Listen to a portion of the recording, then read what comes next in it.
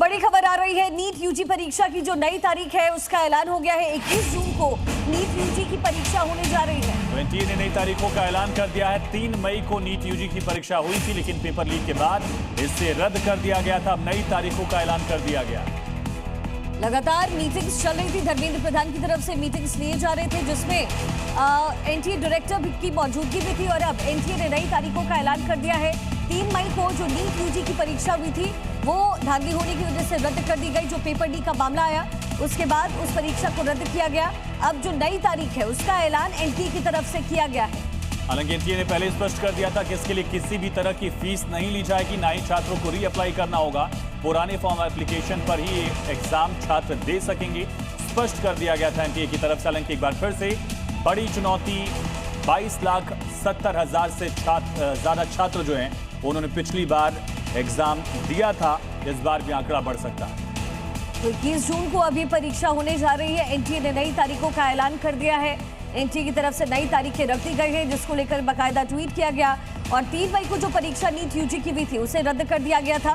Paper leak की वजह से वो परीक्षा रद्द हुई थी, लेकिन अब दोबारा फीस नहीं ली जाएगी। लेकिन जाहिर है लोगों को परेशानी होती है। जो स्टूडेंट्स हैं उन्हें दूर से आना पड़ता है, अपने सेंटर्स तक पहुंचना पड़ता है। हालांकि बाकायदा इस बार एनटीए की तरफ से कहा गया है कि इस बार सुरक्षा के जो नियम हैं और सुरक्षा के इंतजाम कड़े किए गए हैं। मुख्यमंत्री योगी आदित्यनाथ ने नकल माफियाओं के खिलाफ युद्ध का ऐलान कर दिया। उत्तर प्रदेश पुलिस की 32,000 से ज्यादा पदों वाली भर्ती परीक्षा को लेकर प्रशासन हाई अलर्ट मोड पर है। सीएम का संदेश लाउड एंड क्लियर है कि अगर सेंधमारी की कोशिश की तो पुश्ते याद रखेंगे।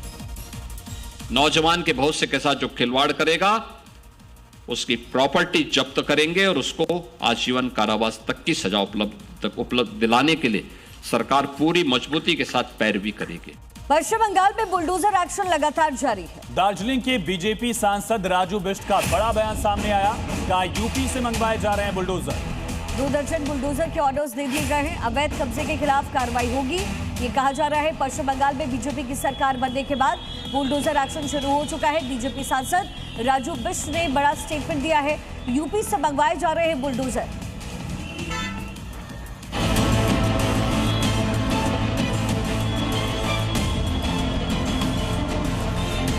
दीदी का राज खत्म हुआ तो दादा के बुलडोजर ने बंगाल में नए सिरे से इंसाफ की लकीर खींचनी शुरू कर दी। ये तो पहले होना चाहिए था, देश में सब जगह होता है और वो सारे चीज जो लागू होना चाहिए सब होगा। पश्चिम बंगाल में शुभेंदु सरकार आते ही अवैध निर्माण का इलाज बुलडोजर ने करना शुरू किया तो टीएमसी बौखला गई। खराब है, बुलडोजर तो उत्तर प्रदेश में चलता है। अगर किसी को मकान गिराया जाए ना, कानूनी तरीका से करना है, नोटिस देके। लेकिन बीजेपी ने साफ कर दिया कि इंसाफ की इबारत अब बुलडोजर से लिखी जाएगी। योगी मॉडल अब बंगाल में दौड़ेगा। जहां इलीगल कंस्ट्रक्शन हुआ है, कब्जा हुआ है, जिसका कारण लोगों को असुविधा हो रही है, जिसके कारण आगजनी आदि ऐसे घटनाएं हो रही है, ये सारा निष्कासन होगा। सारा का समाधान हमारी सरकार करेगी। ये तस्वीरें बंगाल की सिलीगुड़ी से आई, जहां एक के बाद एक बुलडोजर सड़क पर गुजर रहे हैं। यहाँ उत्तर प्रदेश से 2 दर्जन बुलडोजर मंगवाए जा रहे हैं। दार्जिलिंग से बीजेपी के सांसद राजू बिष्ट ने अवैध कब्जा करने वालों को न सिर्फ चेताया है, बल्कि 2 टूक कहा है कि सुधर जाओ, नहीं तो बुलडोजर आ रहा है।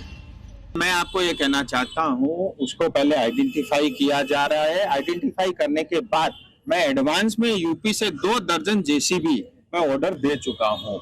और मैं फिर कहना चाहता हूँ, जिन्होंने भी इलीगल घर बना रखे हैं, कंस्ट्रक्शन कर रखा है, मॉल बना रखे हैं, सरकारी जमीन पे कब्जा कर रखा है, अपने से तुलवा लो, वो ज्यादा अच्छा होगा। क्योंकि जब जेसीबी तोड़ेगा तो और चीजों का भी नुकसान हो सकता है। इससे बचने के लिए आप खुद उसकी तोड़ाई कर लो, तोड़ के रख दो। मुझे लगता है वो ज्यादा उचित। बंगाल में सत्ता परिवर्तन के बाद बुलडोजर एक्शन की शुरुआत हो चुकी है। पहला बुलडोजर एक्शन तृणमूल कांग्रेस के कार्यालय पर ही हुआ था। हालांकि उस समय तक शुभेंदु सरकार का शपथ ग्रहण नहीं हुआ था। 5 मई को कुछ बीजेपी समर्थक बुलडोजर लेकर पहुंचे और कोलकाता के हॉग मार्केट इलाके में बने टीएमसी यूनियन ऑफिस को तोड़ दिया। दावा किया गया कि अवैध जमीन पर बना हुआ था।